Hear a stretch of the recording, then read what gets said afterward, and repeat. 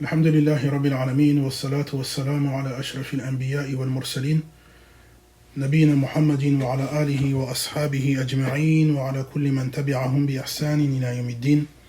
أما بعد، فقال المؤلف أبو بكر عبد الله بن أبي داود رحمه الله تعالى: ولا تك من قوم تلهوا بدينهم فتطعن في أهل الحديث وتقدحوا. Donc l'auteur Abu Bakr Abdullah ibn Abi Daoud, qu'Allah lui fasse miséricorde, a dit: ne sois pas parmi ceux qui s'amusent de leur religion au point de critiquer les gens du hadith et de les blâmer. ففي هذا البيت حذر المؤلف رحمه الله تعالى من الذين يطعنون في أهل السنة، وهذا دأب أهل البدع، وسمى مسائل ثلاث تتمة لمدارسة المنظومة. Donc dans ce vers 32, l'auteur, qu'Allah lui fasse miséricorde, met en garde contre ceux qui attaquent, qui critiquent les gens de la sunna, ce qui est la pratique habituelle des gens de l'innovation. Donc on conclura donc l'étude de ce poème en citant 3 nouveaux points, incha'Allah ta'ala. Donc al-mas'alatul ula, asma'u ahli sunnah wa alqabuhum al-mardiyatu al-waridatu fi an-nusus. Donc le premier point, différentes appellations des gens de la sunna, acceptées et mentionnées dans les textes, et également mentionnées par certains savants. Al-ismu al-awwal, ahlu sunnah. Wal-ismu al-thani, ahlu al-hadith. Wal-ismu al-thalith, ahlu al-athar. Donc premier nom, les gens de la sunna. Deuxième nom, les gens du hadith. Troisième nom, les gens du athar. وليس المقصود أهل الحديث أو أهل الأثر الذين يشتغلون بالحديث رواية ودراية، وإنما المقصود الذين التزموا بالسنة وعملوا بها. Donc les savants de dire, quant à ces deux dernières appellations, c'est-à-dire Ahlul Hadith ou encore Ahlul Athar, les gens du Hadith ou les gens du Athar, donc il ne s'agit pas seulement des gens du Hadith qui se consacrent uniquement à sa transmission et son étude, mais de ceux qui s'attachent à la sunna et la mettent en pratique. Al-ismu ar-rabi' al-jama'a. Donc une quatrième appellation, al-jama'a, traduit notamment par le groupe. وقد يطلق مقرونا مع أهل السنة فيقال أهل السنة والجماعة. Donc il est parfois mentionné conjointement avec les gens de la sunna, d'où l'expression أهل السنة والجماعة, les gens de la sunna et du groupe, ou encore les gens de la sunna et du consensus. وسمى أقوال من أهل العلم في المراد بالجماعة. Donc il existe plusieurs avis de savants quant à la signification du terme al-jama'a, donc traduit par groupe. Al-qawl al-awwal as-sawadu al-a'zam. Donc premier avis, ce terme signifie la majorité de la communauté. Al-qawl al-thani jama'atul ulama'i al-mujtahidin. Donc le deuxième avis est qu'il s'agit du groupe de savants qualifiés de al-ijtihad, ceux qui ont atteint ce rang de mujtahid. Al-qawlu al-thalith annahum as-sahaba. Troisième avis, il s'agit des compagnons. Al-qawlu al-rabi' jama'atul muslimina idha ijtama'u ala amir. Quatrième avis, c'est la communauté musulmane dès lors qu'elle se rassemble autour d'un dirigeant. Al-qawlu al-khamis al-muradu muwafaqatu al-haqqi wa luzumuhu. Et cinquième avis, qu'il s'agit de l'adhésion à la vérité et de son observance.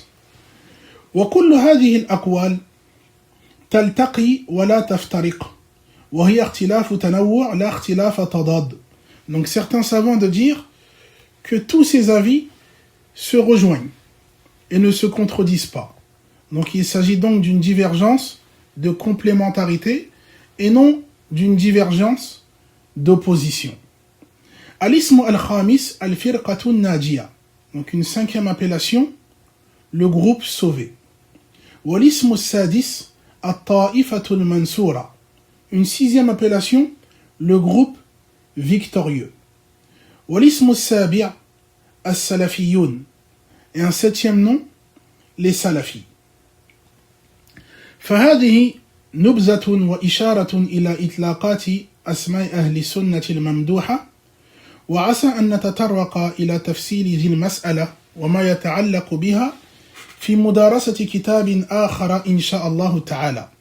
Donc voilà un bref aperçu des différentes appellations louables attribuées aux gens de la Sunna.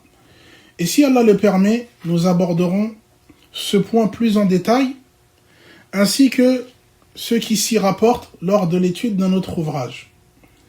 Al-Mas'alatu Thaniya, Ma'ani Kalimatil Wasatiyya.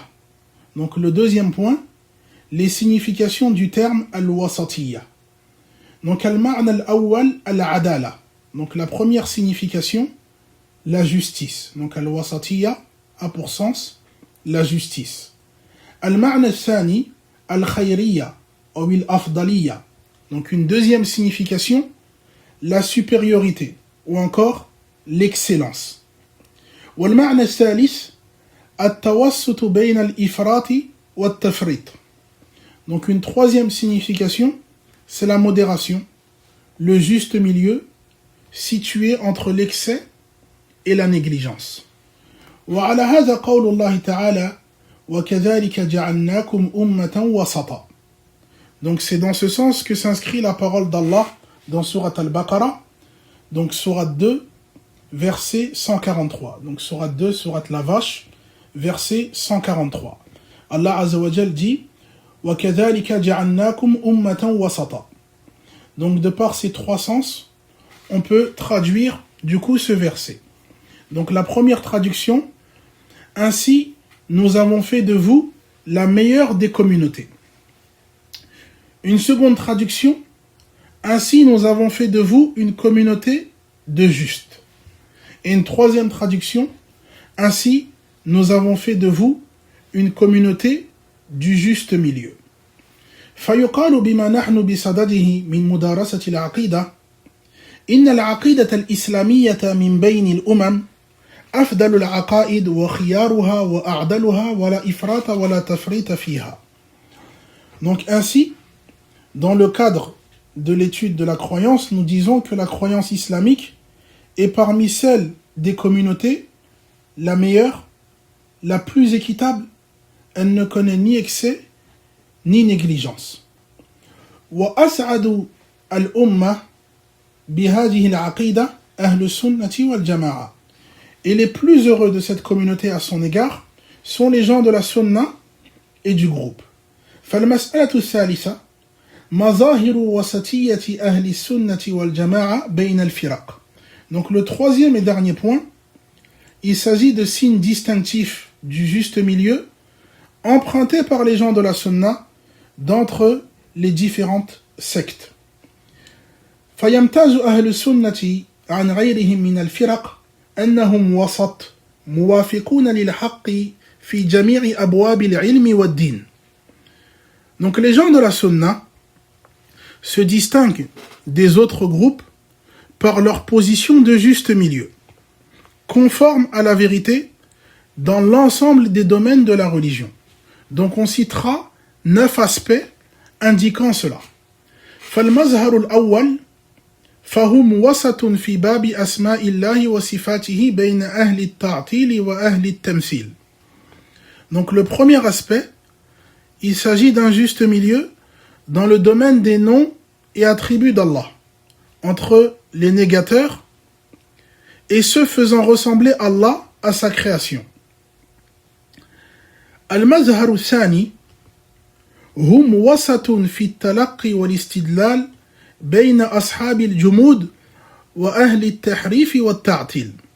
Donc un deuxième aspect, il s'agit du coup d'un juste milieu dans les sources et leur raisonnement, entre les partisans du jumud, c'est-à-dire les intransigeants, ceux qui refusent la souplesse dans l'interprétation, et ceux de la déformation et de la négation. المظهر الثالث هم وسط في العقل بين الغلاة والجفاء. Donc un troisième aspect, une position médiane concernant la raison, entre les extrémistes et les négligents. Al-Mazhar al-Rabi' hum wasatun fi ashabi Rasulillahi sallallahu alayhi wa sallam bayna al-ghali wal-jafi. Donc un quatrième aspect, une voie médiane dans la considération des compagnons du messager d'Allah sallallahu alayhi wa sallam entre l'exagération et le dénigrement. Al-Mazhar al-Khamis hum wasatun fi bab al-qadar bayna al-jabriyyati wal-qadariyya. Donc un cinquième aspect, il s'agit d'un juste milieu dans la question du destin. Entre d'un côté al-jabriyya et d'un autre extrême on a al-qadariyya. Al-Mazhar al-Sadis hum wasatun fi nusus al-wa'd wal-wa'id بين الوعيدية من الخوارج والمعتزلة والوعدية من المرجئة بأصنافهم. Donc un sixième aspect, une voie médiane dans les textes de menaces et de promesses, entre les tenants de la menace parmi les Khawarij et les Mu'tazila, et les tenants de la promesse parmi les Murji'a sous leurs différentes formes.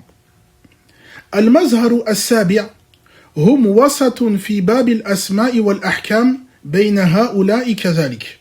Donc un septième aspect, un juste milieu dans la question des appellations de ceux qui commettent des péchés parmi les musulmans et leur statut ici-bas tout comme dans l'au-delà, entre ces mêmes courants.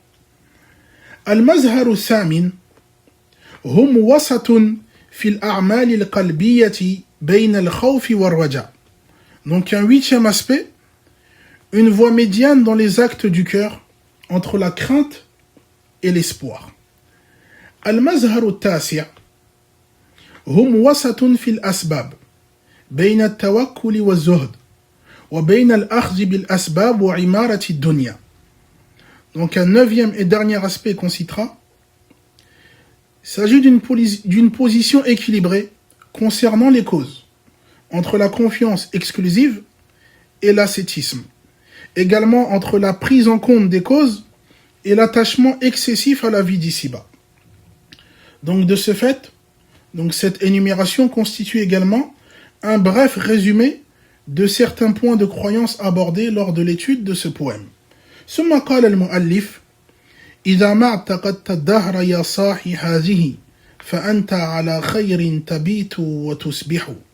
Donc l'auteur de conclure son poème par le vers suivant: Ô mon ami, si tu crois en cela, alors tu passeras tes nuits et tes journées dans le bien. ثم قال المؤلف نثرا لا نظما. Puis l'auteur de dire, donc en prose et non en vers: هذا قولي وقول أبي وقول أحمد بن حنبل وقول من أدركنا من أهل العلم وقول من لم ندرك ممن بلغنا عنه فمن قال غير هذا فقد كذب. Puis l'auteur de dire: voici ma croyance, celle de mon père, celle de Ahmed ibn Hanbal, celle des savants que nous avons connus, ainsi que ceux que nous n'avons pas rencontrés, mais dont on a eu connaissance. Quiconque dit et croit autre chose que cela a menti. Fayalahu min husni khitam. Donc quelle belle conclusion de l'auteur. Fabihada tammat mudarasatu al-ha'iyya.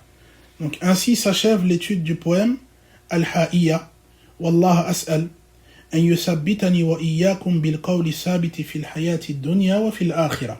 Donc je demande à Allah de me raffermir, ainsi que vous tous, sur la parole ferme, la parole d'unicité, ici-bas, tout comme dans l'au-delà. Wa akhiru da'wana anil hamdulillahi rabbil alamin. Et notre dernière invocation est louange à Allah, Seigneur des mondes. Wa sallallahu wa sallama ala nabiyyina Muhammadin wa ala alihi wa ashabihi ajma'in.